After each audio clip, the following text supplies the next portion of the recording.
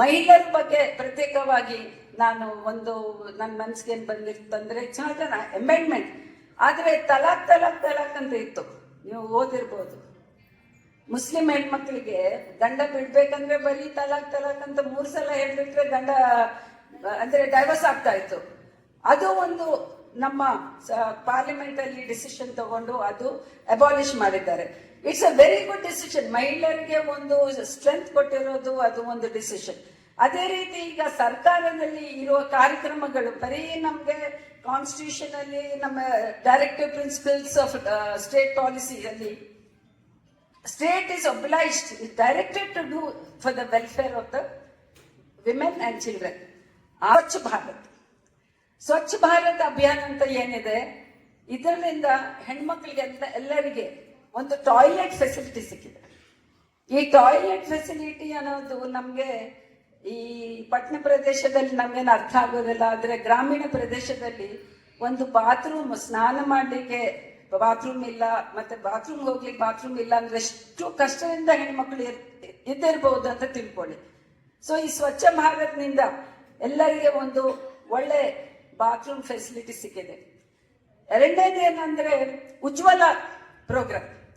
ಉಜ್ವಲನಿಂದ ಏನಾಗಿದೆ ಹೇಳಿ, ಅಡಿಗೆ ಮಾಡ್ಲಿಕ್ಕೆ ಹೆಣ್ಮಕ್ಳು ಊರಲ್ಲಿ ಎಲ್ಲ, ನಾವು ಇಲ್ಲಿ ಸಹ ನಾವೇ ಅಡಿಗೆ ಮಾಡ್ತೀವಿ, ಊರಲ್ಲಿ ಹೆಣ್ಮಕ್ಳೇ ಅಡಿಗೆ ಮಾಡ್ತಾರೆ. ನಾನು ಜಿಲ್ಲೆಗಳಲ್ಲಿದ್ದಾಗ ನೋಡಿದ್ದೀನಿ, ಹೆಣ್ಮಕ್ಳು ಎಷ್ಟು ದೂರ ನಡ್ಕೊಂಡು ಹೋಗುವ, ಕಾಡಲ್ಲಿ ಹೋಗಿ ಕಟ್ಟೆಲ್ಲ ತಗೊಂಡು ಬಂದು ಮನೆಯಲ್ಲಿ ಅಡಿಗೆ ಮಾಡ್ತಾ ಇದ್ರು.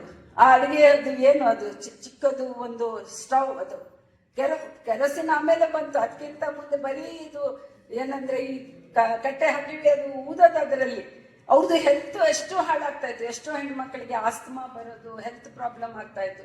ಸೊ ಈ ಉಜ್ವಲ ಪ್ರೋಗ್ರಾಮ್ ಏನ್ ಬಂದಿದೆ, ಈ ಉಜ್ವಲ ಪ್ರೋಗ್ರಾಮ್ ನಿಂದ ಎಲ್ಲರಿಗೆ ಮನೆಯಲ್ಲಿ ಗ್ಯಾಸ್ ಸೌಲಭ್ಯ ಆಗಿದೆ. ಆಮೇಲೆ ಈಗ ಇದು ನಾನು ಇದನ್ನೊಂದು ನೋಡಿದೆ, ಪ್ರಧಾನ ಮಂತ್ರಿ ಆವಾಸ್ ಯೋಜನಾ. ಮನೆಗಳು, ಎಲ್ಲರಿಗೆ ಮನೆ ಬೇಕು.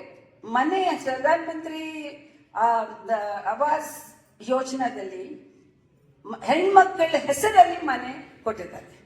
ಸೊ ಹೆಣ್ಮಕ್ಳಿಗೆ ಮನೆ ಅವರ ಹೆಸರ ಮೇಲೆ ಬರ್ತಾ ಇದೆ, ಗ್ಯಾಸ್ ಬರ್ತಾ ಇದೆ, ಬಾತ್ರೂಮ್ ಶೌಚಾಲಯ ಫೆಸಿಲಿಟಿ ಇದೆ.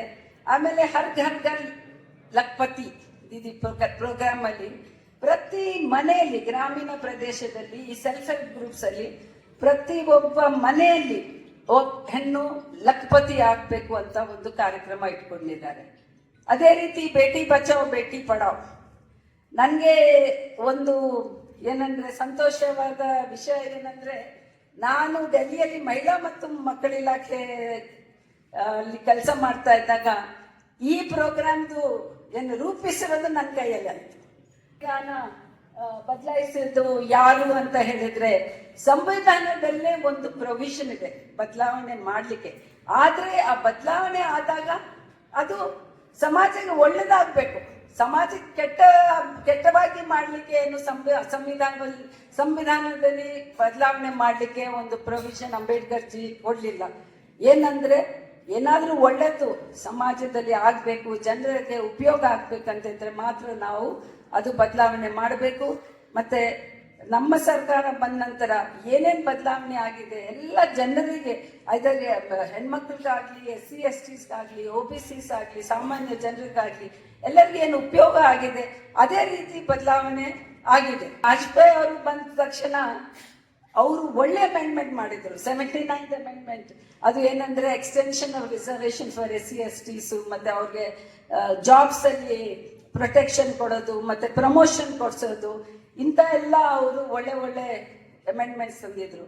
But the most important amendment Vajpayee ಟೈಮಲ್ಲಿ ಆಗಿರೋದು ಏನಂದ್ರೆ ಸರ್ವ ಶಿಕ್ಷೆ ಅಭಿಯಾನ್. ಸರ್ವ ಶಿಕ್ಷೆ ಅಭಿಯಾನ್ ಅಂದ್ರೆ universal education for all the children under 14 years. ಈಗ ನಮ್ಮ ದೇಶದಲ್ಲಿ ಮಗು, ಹೆಣ್ಣಿರ್ಲಿ ಗಂಡಿರ್ಲಿ, ಪ್ರತಿ ಮಗುಗೆ 14 years ತನಕ ಫ್ರೀ ಎಜುಕೇಶನ್ ಅನ್ನೋದಿದೆ. ಅಂದ್ರೆ it was introduced by this amendment, 86th amendment.